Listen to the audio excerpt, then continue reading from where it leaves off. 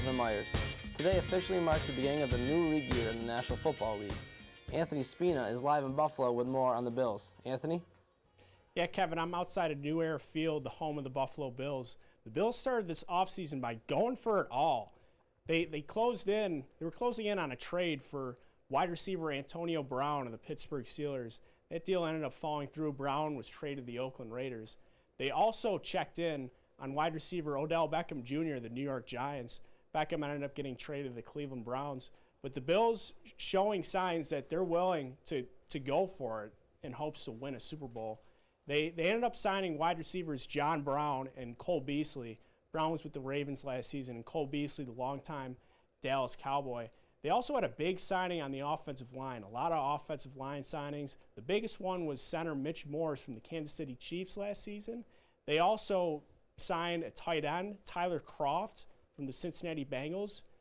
He's had some injury issues, but when he's been healthy, he's played very well. He filled in for Tyler Eifert in Cincinnati. And like I said, plenty of signings on the offensive line. They signed tackle Adrian Waddle. They signed guard Spencer Long, and also guard John Feliciano.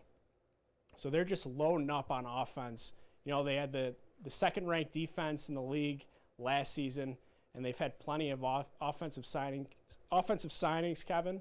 You know, they started the offseason with $80 million in cap space, and they spent about half of it. So, Kevin, they got $40 million left. It's a lot of money to make some more moves. Yeah, it's clear they're trying to make a lot of moves over there in Buffalo. What are the plans for the Bills for the rest of this offseason? Yeah, Kevin, so they got that roughly $40 million left in cap space. Brandon Beane, the GM, said he wanted to have plenty of cap space left just in case a big-time player becomes available. The draft is also next month, a lot of defensive players, defensive-heavy draft. So I expect them to draft a big-time defensive player and put a cap on this great offseason for the Bills, hopefully to get back to the playoffs next season. Kevin reporting live from Orchard Park, New York. Anthony Spina, News Watching. Thanks, Anthony.